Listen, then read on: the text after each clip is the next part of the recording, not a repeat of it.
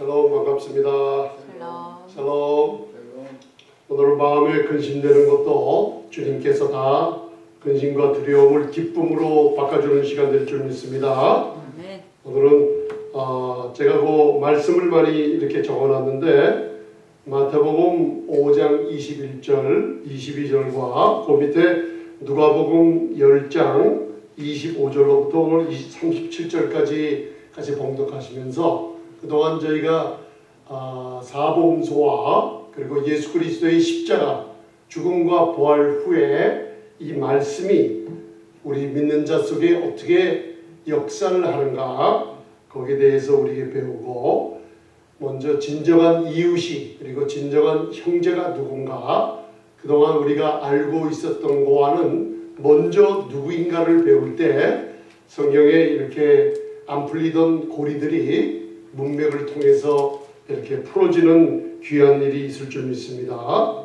그래서 제가 두 번째 그 맥락에 마태복음 5장 21절을 적어놨습니다. 그래서 마태복음 5장 21절, 22절을 함께 봉독하시겠습니다. 시작. 옛사람에게 말한 바 살인치 말라.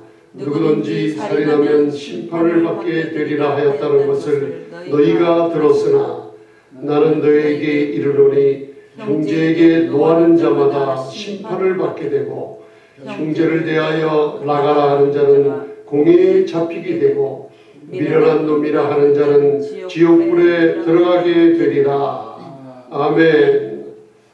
저와 여러분들이 이제 이 구절을 봉독하실 때 산상수훈의 예수님께서 이제는 이 땅에 오셔서 말씀하시는 것이라는 것을 우리가 알 수 있습니다. 그래서 산상수훈은 마태복음 5장, 6장, 7장에 계속되고 저희들이 한 열 몇 번째 이렇게 여기에 대해서 말씀을 나눌 때 하나님의 풍성한 은혜와 의의 선물을 우리가 깨달을 때 로마서 5장 17절에서부터입니다.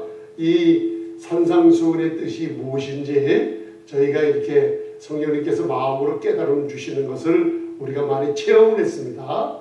그래서 그동안 우리가 산상수훈을 안다고 했는데 순서를 뒤바꾸는 바람에 이게 무엇인지 몰랐어요. 그런데 오늘 예수님께서 옛사람에게 말한 바라고 이렇게 얘기하시면서 살인치 말라 그런 얘기를 하고 계시는 걸 알 수 있어요. 그래서 옛날에는 그 구약의 출애굽기 20장에 보면 그 이스라엘 옛 조상들에게 십계명을 시내산에서 모세를 통해서 주신 것을 알 수가 있습니다.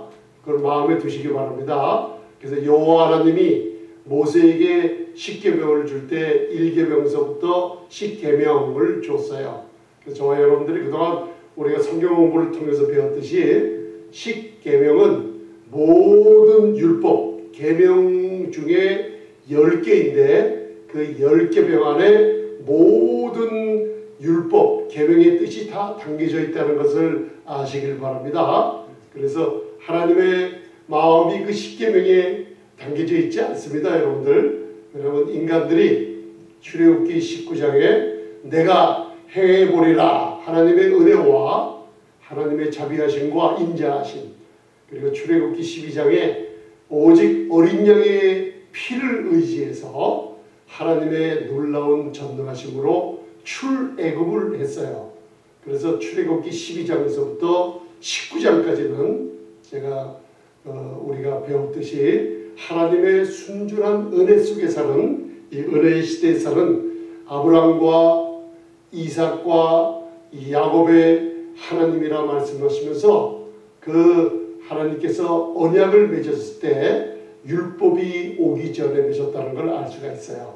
그래서 우리 백성들은 지금도 하나님의 은혜로만 살겠습니다. 하나님의 자비와 긍휼하심이 없으면 우리는 살지 못합니다 하고 전적으로 하나님을 의지하며 이제 십자가에서 우리 다 이루었다 하시면서 죽음과 부활을 통해서 우리에게 영생을 선물로 가져다 준 예수 그리스도를 의지하는 삶이 필요합니다.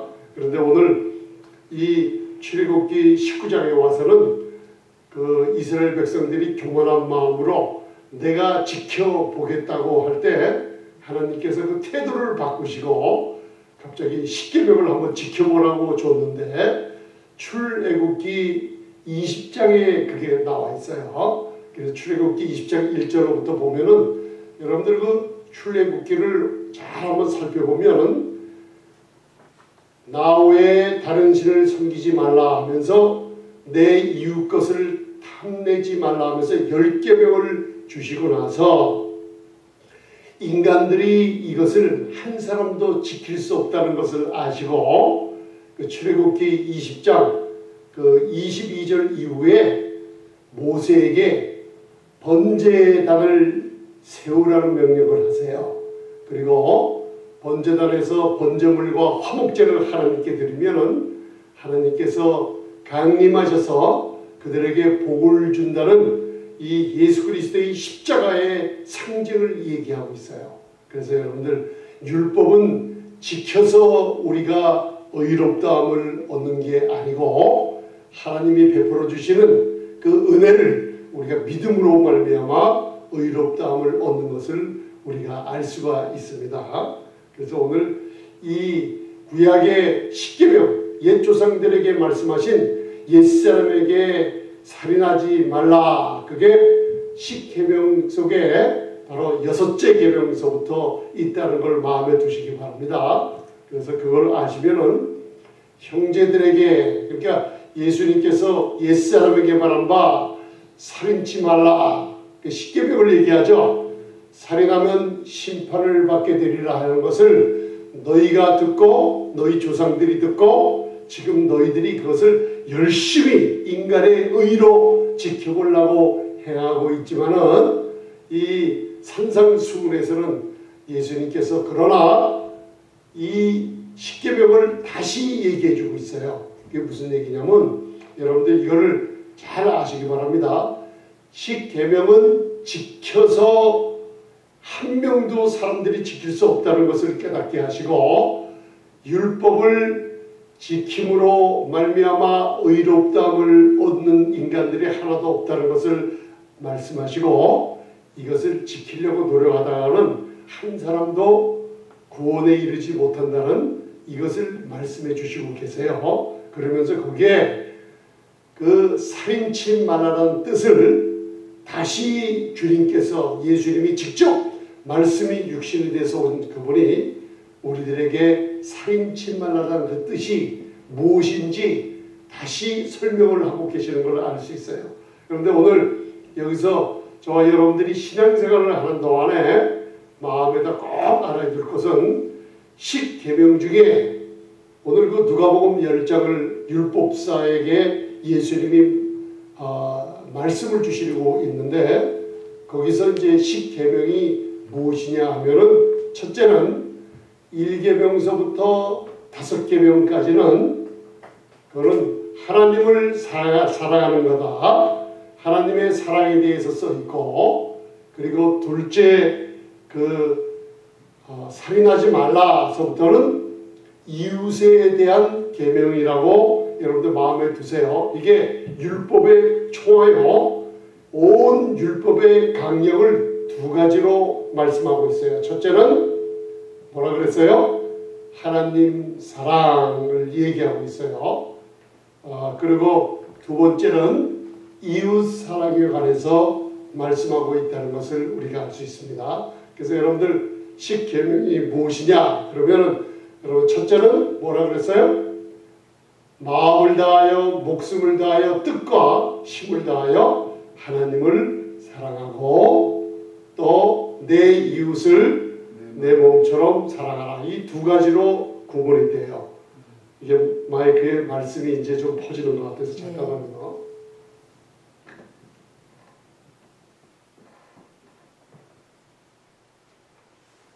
그래서 십계명을 두 가지로 나누면 첫째는 하나님 사랑, 두 번째는 이웃 사랑이에요.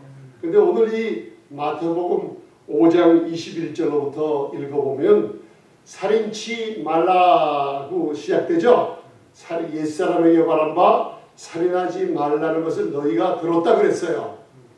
그게 여호와 하나님께서 십계명을 주신 말씀을 들었다는 거예요. 이스라엘 백성들의 조상들 1500년 동안 율법을 지키려고 하고 지금 너희도 그 말씀을 듣고 지키려고 행하고 있다는 걸 얘기하고 있어요. 그러면 제가 한번 여쭤볼게요. 살인하지 말라는 것은 하나님 사랑입니까? 이웃사랑에 대해서 말씀하십니까?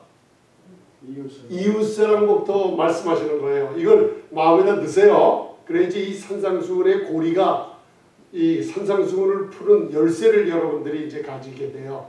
살인치 말라 그런 것은 대인계명 이웃사랑을 얘기하는 거예요. 그런데 그럼 목사님 그 살인하지 말라 그 위에 5째 계명이 내 부모를 공경하라고 했죠.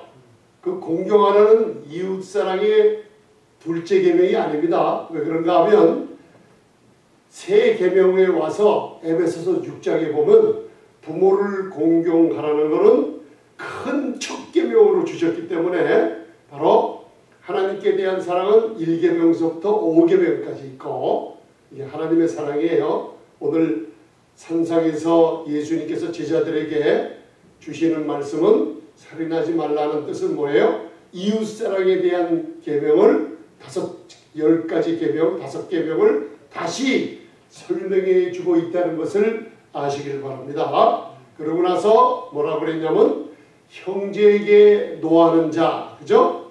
그 다음 형제에게 라가라 하는 자, 이 라케, 그러니까 욕을 하는 거예요. 가치가 없고 텅 빈 무익한 자라는 뜻이에요. 형제에게. 그 다음에 큰 욕인 형제에게 미련한 자라. 그 3가지를 얘기하고 있어요. 그래서 형제에게 노하는 자, 형제에게 이 무가치한, 그러니까 세상적으로 욕을 하는 거죠. 놈이라고 욕을 하고 미련한 자라고 하면은 바로 심판을 받게 되고 그 다음에 공회에 잡히게 되고 지옥불에 들어가게 되리라는 말씀을 주고 계세요. 그러면서 이 3가지가 형제에게 이렇게 여러분들 노하고 라가라하고 미련한 놈이라고 욕하는 게 바로 살인치 말라는 거랑 이웃을 사랑하는 계명 중에 살인치 말라는 거랑 연관되어 있다는 것을 여러분들 또 아시길 바랍니다. 그러면 과연 이 형제가 누군가를 먼저 아셔야만 돼요. 그래서 제가 오늘 그 산상수훈을 설명하기 위해서 누가복음 그 밑에 보면 10장 25절로부터 37절을 제가 이렇게 적어놨습니다. 그래서 오늘 누가복음 5장 25절로부터 우리가 25절로부터 29절까지 먼저 봉독하시고 나서 이 율법사에게 하나님이신 예수님께서 이게 무엇을 얘기하고 있는지 잠시만 살펴보는 시간을 갖겠습니다. 자, 누가복음 10장 25절, 26절 먼저 봉독하시겠습니다. 거기다 보이시죠? 자, 봉독하시겠습니다. 시작. 누가복음 10장 25절, 26절입니다. 시작. 어떤 율법사가 일어나 예수를 시험하여 가로되 선생님 내가 무엇을 하여야 영생을 얻으리이까? 자, 어떤 율법사가 일어나서 예수를 시험하여 가로되 선생님 내가 무엇을 하여야 영생을 얻으리이까? 여러분들 우리가 그 누가복음 19, 18장을 배울 때 영생을 얻는 일은 내가 무엇을 행하고 내가 무엇을 어떻게 노력하고 내가 무엇을 지켜야 얻으리이까 이 얻는 것이 아닙니다. 그렇게. 그런데 이 율법사는 구세주로 메시아로 오신 예수님을 시험하여 얘기하는 거라고 그랬어요. 그래서 이 율법을 자기가 지켜서 의롭다함을 얻어 하나님께 올바로 서보겠다는 그러니까 은혜를 저버리고 인간의 의를 가지고 예수님께 나왔을 때 지금도 우리 주님은 율법을 가지고 나오는 자들에게 율법으로 대해 주신다는 걸 꼭 마음에 두시기 바랍니다. 이것을 우리가 누가복음 18장과 누가복음 19장에 율법을 가지고 예수님께 나온 부자 청년과 그리고 온전한 예수님의 은혜를 바라보던 부자요 세리장인 그 죄인인 큰 죄인인 삭개오에 대해서 우리가 배웠습니다. 그래서 오늘 이 율법사도 바로 어떻게 내가 하여야 영생을 얻겠냐고 자기의 의, 그러니까 이사야서 64장 6절을 제가 많이 봉독하시라고 그랬습니다. 이 세상에서 인간이 더러운 게 뭐냐 그러면 많은 사람들이 얘기하기를 죄가 더럽다고 얘기하는데 아니에요. 죄는 더러운 거지만 예수님에게 그 십자가에서 하나님께서 예수님의 몸에 모든 인류의 죄를 전가시켜 버렸어요. 그래서 우리는 이제 죄 때문에 죽는 게 아니라 그랬어요. 예수님이 우리 죄를 친히 담당하셨다는 것을 우리가 마음에 두시고 죄는 예수님 몸에 전가됐기 때문에 우리가 조상에 내려온 허물과 죄나 우리 죄로 인해서 이상 죽는 게 아니라 더러워지는 게 아니라 인간의 의가 사람을 더럽게 한다는 것을 알아두시길 바랍니다. 그래서 오늘 그 26절을 다시 한번 봉독하시겠습니다. 시작. 예수께서 이르시되 율법에 무엇이라 기록되었으며 내가 어떻게 읽느냐. 자 27절 시작. 대답하여 가라되 내 마음을 다하여 목숨을 다하여 힘을 다하여 뜻을 다하여 주 너희 하나님을 사랑하고 또한 내 이웃을 내 몸과 같이 사랑하라 하였나이다. 그렇죠? 자 이제 그 율법사가 아주 율법 모세 오경에 총통한 사람이라는 걸 알 수가 있어요. 그래서 여러분들 내가 무엇을 해야 영생을 얻으리까 하는 답에 이 질문의 답은 여러분들은 알고 계실 거예요. 오직 예수 그리스도를 믿음으로 말미암아 예수께서 하나님의 아들 그리스도이심을 믿게 하여 또 그 이름을 힘입어 영생을 얻는다는 걸 알 수가 있죠. 그런데 예수님께서는 그 율법을 가지고 나오는 그 율법사에게 바로 과연 네가 어떻게 영생을 얻으려고 노력했는지 한번 율법에 기록된 걸 얘기해 보라고 했어요. 그런데 이제 자기가 자기 인간의 더러운 의로 어떻게 행했는지 그 율법사가 예수님에게 그 십계명을 어떻게 지켰는지 얘기하고 있는 거예요. 그래서 그 십계명에 두 가지를 얘기하고 있죠. 바로 마음과 목숨과 뜻과 힘을 다하여 주 너희 하나님을 사랑하라 하면서 대신 하나님께 대한 계명을 1계명서부터 5번째 계명을 얘기하고 그 다음에 내 이웃을 내 몸과 같이 사랑하라 하였나이다. 그래서 마치 누가복음 18장처럼 이와 같이 나도 다 지켰나이다 하고 인간의 의를 자랑하고 나왔어요. 그래서 예수님께서 그 얘기를 듣고 속으로 웃으셨겠죠. 그러면서 이제 말씀하시는 게 자 28절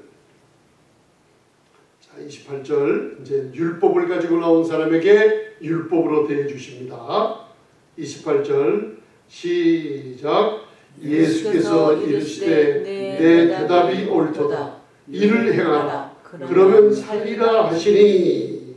자 29절 시작. 이 사람이 자기를 옳게 보이려고 예수께 여짜오되 그러면 내 이웃이 누구오니까. 아멘. 자 율법을 가지고 나온 사람에게 율법이 뭐라고 기록되어 있는가 물어보라 그랬죠. 그런데 바로 열심히 마음과 몸과 목숨을 다해서 이것을 지켜보려고 노력했다 그랬죠. 그런데 예수님께서 율법으로 대하는 거예요. 바로 옳도다. 분명히 옛사람에게 말한 바 바로 산상수훈에서 마태복음 5장 21절에서 그 시내산에서 십계명을 모세를 통해서 이스라엘 백성에게 줄 때 자기들이 행해 보겠다고 뭔가 줄 때 하나님의 은혜를 거절한 그들에게 태도가 바뀌면서 시내산에 천둥이 치고 흑암 중에 무서움을 보이시면서 지켜보라고 준 십계명을 그가 얘기하고 있어요. 그러면서 예수님께서 하나님이신 그분이, 율법의 주인이신 그분이 친수로 돌판에다가 모세에게 율법 십계명을 써준 그분이 바로 옳다, 네가 한번 지켜보겠다고 하는구나 하면서 옳다, 이와 같이 해라, 그러면 살리라 그랬어요. 자, 율법을, 인간의 의로움을 갖다가 세우려고 나온 사람에게 율법을 줬어요. 자, 이것을 행해봐라, 그러면 살리라 그랬어요. 진짜 율법을 그렇게 행하면 살아요. 그런데 1500년 동안 율법을 다윗이라도, 하나님의 마음에 합한 다윗 성군이랄지라도 율법을 지킨 사람은 한 명도 없었어요. 그래서 한번 이것을 지켜보라고 했는데 그러면 살아요. 그런데 인간이 율법을 지킨 사람이 없다는 것을 예수님께서 설명을 해주세요. 그래서 율법사가 그것을 아직도 깨닫지 못하고 있는 장면이에요. 이것을 여러분들 읽을 때 산상수훈은 앞으로 예수님께서 십자가의 죽음과 부활 후에 하늘 보좌 우편에 승천하신 다음에 이 복음에 대한 비밀과 교회에 대한 비밀을 제자들에게 주지 않고 바로 사도 바울을 다메섹 도상에서 만난 후에 그에게 이 복음의 비밀을 얘기해 주셨어요. 그래서 사복음서가 끝나고 사도행전 13장과 15장에 옛 제자들인 베드로가 무대에서 사라진 후에 사도행전 15장에 베드로 이름이 언급되고 더 이상 언급이 안 되죠. 그리고 13장에서부터 사도 바울이 주의 은혜의 말씀을 전하기 시작해요. 그러면서 사도행전 다음에 로마서로 들어가서 사도 바울의 서신이 신약의 반 이상이 차지한다는 것을 알 수가 있어요. 그래서 여러분들 그 로마서에 나오는 놀라운 믿음으로 말미암아 의롭다함을 얻는 교리와 은혜와 율법의 정확한 구분 속에 로마서 8장서부터 성령의 놀라운 역사하심을 우리가 체험하고 있다는 것을 우리가 꼭 알아두셔야만 됩니다. 그래서 이 율법사에게 예수님께서 이를 행하라, 그래야만 살리라, 그러나 불가능하다는 것을 우리가 알 수가 있어요. 율법은 행해서 의롭다함을 얻는 게 아니라 율법을 다 이루신 예수님을 어떻게 우리가 믿음으로 말미암아 의롭다 하는 것을 하나님의 은혜로 얻는다는 것을 우리가 알 수가 있어요. 그래서 오늘 이 율법을 과연 행하는 사람이 있는가? 한 사람도 없다는 것을 우리가 알 수가 있어요. 그래서 로마서, 제가 이 로마서 9장과 10장과 로마서 11장이 오늘 얼마나 중요하다는 것을 누가복음 10장 25절로부터 이제는 한번 이렇게 깨닫는 시간을 갖게 해주시겠습니다. 성령님께서. 로마서 9장은 이스라엘의 과거에 대해서 말씀하고 있고, 로마서 10장은 현재의 이스라엘에게 율법을 이 율법서처럼 지켜 행하려는 이스라엘에게 오직 복음을, 그리스도의 말씀 십자가에서 다 이루신 주님의 이 복음을 듣고 믿음으로, 그리고 입으로 시인할 때 그리고 구원을 얻는다는 것을 얘기해 주고, 로마서 11장은 앞으로 미래의 이스라엘에 관해서 얘기해 주는 것을 알 수가 있어요. 그러면 과거의 이스라엘에 관해서 로마서 9장 30절로부터 33절은 우리에게 설명하고 있는 것이 바로 무슨 설명을 하고 있어요? 이 율법서처럼 율법을 지키려는 이스라엘이 하나님의 의를 얻지 못했다는 걸 알 수가 있어요. 그러나 이방인들은 율법도 없었어요.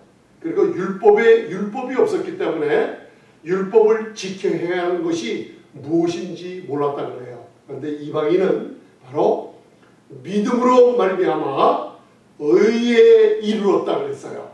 그런데 이 이스라엘은 의의 법을 지키려고 쫓아가다가 끝내는 하나님의 의에 이르지 못해요. 왜요? 자기 자신의 이 율법서처럼 의를 내세우고 자기들의 열심으로, 지금도 여러분들 그 이스라엘의 통곡의 벽에 가면 그 머리에 이렇게 모자를 쓴 유대인들이 열심히 뭔가 기도하고 있는 기도 소리를 들을 수가 있어요. 자기들의 열심은 있었지만 복음에 대한 지식이 없었어요. 그들에게 자기의 의를 내세워서 의를 얻으려고 했지만은 하나님의 의를 얻지 못했다 그랬어요. 그게 로마서 9장 30절로부터 33절 말씀에 얘기하고 있어요. 그래서 로마서 10장 1절로부터 4절을 보시면 현재 이스라엘과 우리 이방인에 대해서 얘기하고 있을 때 바로 그리스도는 믿는 자들의 의를 이루기 위해서 율법의 마침이 됐다고 했어요. 그래서 우리들은 율법을 지키려는 게 아니라 율법의 마침이 돼서 율법을 폐하지 않고 온전케 하시는 그 주님의 은혜에 감사하면서 예수 그리스도의 십자가의 공로를 믿음으로 말미암아 의롭다함을 얻는다는 것을 이제는 알 수가 있습니다. 그런데 이 율법사는 아직도 깨닫지 못하고 예수님에게 이제는 더 이제 율법을 지켜 행해 보려고 하다가 예수님에게 율법사가 질문을 해요. 이게 아주 굉장히 중요한 질문입니다. 오늘 이 누가복음 10장 30절로부터 어떤 사마리아인에 대해서 얘기할 때 그때 이 말씀을 갖고 어떤 사마리아인처럼 우리 성도들도 교회도 외인들, 형제들을 또 믿지 않은 사람들을 이와 같이 사랑하라고 바로 여러분들 인간의 노력으로 사랑해 보라고 우리가 그동안 이 복음을 들었는데 이것이 이웃이 누구인가는 답을 얻을 때 잘못된 거라는 것을 우리가 깨달음을 주실 줄 믿습니다. 아멘. 그래서 이 율법서가 물어요. 이웃이 누구 이웃입니까? 자기가 이웃을 율법을 지키려고 살인하지 말라, 간음하지 말라, 그리고 도둑질하지 말라, 그리고 거짓 증거하지 말라, 이웃 것을 탐내지 말라 그러는 것을 열심히 이웃을 내 몸처럼 사랑하려고 했는데 노력했단 말이에요. 그러면서 예수님에게 하나님이신 예수님에게 이웃이 무엇인가를 물어요. 그래서 예수님께서 여러분들 이웃이 누구인가를 우리에게 가르쳐 주십니다. 오늘 이 이웃이 누구인가를 먼저 나에게 이웃이 누구인가를 깨달을 때 여러분들 산상수훈에 막혀있던 여러분들 이 고리를 푸는 열쇠를 갖게 돼요. 그러고선 이웃이 누구인가 먼저 깨달을 때 나에게 먼저 내 부인이나 내 남편이나 이 세상에 살아가는 내 형제들이 먼저 형제가 아니고, 그죠? 내 이웃 형제처럼 여기는 그 사람들이 먼저 친구가 아니고 바로 예수님이 먼저 나의 형제로구나 깨달을 때 그 사랑을 먼저 받은 사람들이 형제와 이웃을 사랑하는 능력을 성령님께서 여러분들에게 베풀어 주실 줄 믿습니다. 자, 그래서 이웃이 누구인가 한번 보시겠습니다. 자, 누가복음 10장 30절부터 예수님께서 이제 이웃이 누구인가 설명하고 계세요. 자, 누가복음 10장 30절 다들 그거 보이시죠? 자, 30절 공독하시겠습니다. 시작. 예수께서 대답하여 가라사대 어떤 사람이 예루살렘에서 여리고로 내려가다가 강도를 만나매 강도들이 그 옷을 벗기고 때려 거반 죽은 것을 버리고 갔더라. 아멘. 예수께서 대답하여 가라사대 어떤 사람이 예루살렘에서 여리고로 내려가다가 자 강도를 만났어요. 그리고 강도들이 옷을 벗기고 때려서 거반 죽게 됐어요. 이게 영어 표현으로 거반 죽게 되었다는 것이 그러니까 반이 죽었다는 표현이에요. 반. 여러분들 이걸 창세기서 1장에서부터 천지를 창조하신 하나님이신 그 예수님께서 말씀하고 계시는 거라는 것을 우리가 마음에 두시면은, 여러분들 예루살렘 하면은 그 당시 예수님을 메시아로 오신 예수님 그리스도를 그들의 율법을 지켜보려고 하는 종교 지도자들, 특별히 서기관과 바리새인 제사장들이 율법을 가지고 여러분들 지켜보려고 하는 율법의 본거지가 바로 예루살렘이에요. 그래서 예루살렘 성전 청소를 마태복음 21장 할 때 예수님께서 만민이 기도하는 내 아버지의 집을 너희가 뭐라 그랬어요? 강도의 구려를 만들었다고 그랬죠. 그래서 예루살렘 그 성전을 바로 율법의 본거지가 돼서 인간의 의가 충만한 그것을 바로 강도의 구려이라고 그랬어요. 그 예루살렘에서 여리고라는 것은 뭐냐면 저주의 도시라는 뜻이에요. 그래서 이 강도의 구려에서 뭔가 깝깝한 사람이 이게 바로 우리 그 사람들을 상징하고 있어요. 교회에 다니지만은 바로 율법의 얽매에서 답답함을 여러분들 해소시키려고 그 율법의 본거지에서 내려와 그래도 그 저주의 도시지만 다른 곳으로 피신해 보려고 하는 사람들을 얘기하고 있어요. 그리고 가다가 강도를 만났습니다. 그리고 빨개벗겨서 반이 죽게 됐어요. 거반이 죽게 됐다는 뜻이에요. 그게 무슨 뜻이냐면 여러분들 온 인류는 지금 우리가 이혼 증서를 여러분들 써주라는 말씀을 배울 때 하나님께 온 인류들이 예수님을 만나지 못한 사람들이 이혼 증서를 가지고 있는 사람들이라는 걸 알았어요. 남편이신 하나님, 신랑이신 그리스도를 떠나 있어요. 생명이 없어요. 이혼 증서를 갖고 있는 사람들이라 그랬어요. 이거를 예레미야, 에스겔에서 호세아서를 통해 우리가 배웠습니다. 그런데 거반 죽게 됐어요. 이게 무슨 뜻이에요? 하나님께서 아담을 잠들게 하신 후 아담의 갈빗대를 취해서 바로 여자를 만드셨다 그랬어요. 그런데 이거를 에베소서 5장 교회의 어떻게 해요? 머리 대신 신랑 그리스도 남편과 그리고 아내인 교회의 비유로 얘기해요. 예수 그리스도께서 십자가에서 다 이루셨다고 선포하시며 목숨을 포기하셨을 때 그리고 로마 군병이 예수님 옆구리에 창을 찌릅니다. 그 창에서 피와 물이 쏟아져 나왔어요. 그래서 교회는 예수님의 옆구리 아담을 잠들게 하시고 그 옆구리에서 갈빗대를 취해 얻은 여자가 교회라는 걸 알 수가 있어요. 예수님의 십자가의 공로. 그래서 사도행전 20장은 뭐라 그러냐면 교회가 하나님의 피로 값주고 산 아름다운 신부인 교회를 상징하고 있어요. 그래서 여러분들 교회를 상징하는 남자 아담을 잠재우시고 갈빗대를 뽑아 여자를 만드셨어요. 아멘. 할렐루야. 이거를 잘 여러분 깨달으시기 바랍니다. 바로 그 뜻이 뭐냐면 아담의 갈빗대를 뽑아 여자를 만들었어요. 예수 그리스도의 십자가의 공로로 그 허리에서 피와 물을 쏟으심으로 여자인 교회가 탄생했어요. 거기에 그 히브리어의 뜻이 있어요. 바로 남자인 남편이 반이요. 그리고 여자인 몸이 절반.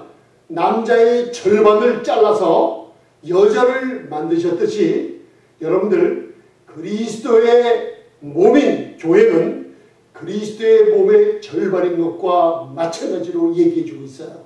그래서 강도 만나서 거반 죽게 됐다 그랬어요. 이게 half dead라고 성경에 나와 있어요. 반이 죽었다는 건 뭐냐면 예수님을 만나지 못한 모든 인류는 반드시 예수님을 만나야지 반쪽이 신랑이신 예수님을 만날 때 온전하게 그리스도와 합하여 연합하여 온전한 사람을 이룬다는 걸 알 수가 있어요.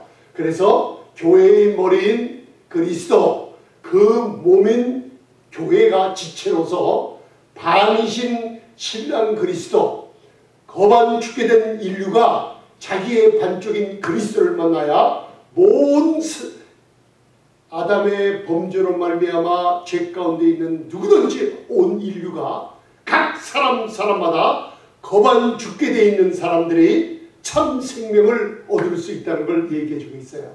할렐루야! 이해가 가십니까 여러분들? 그러면 누가복음 10장 31절 자 보겠습니다. 거반 죽은 것을 버리고 갔습니다.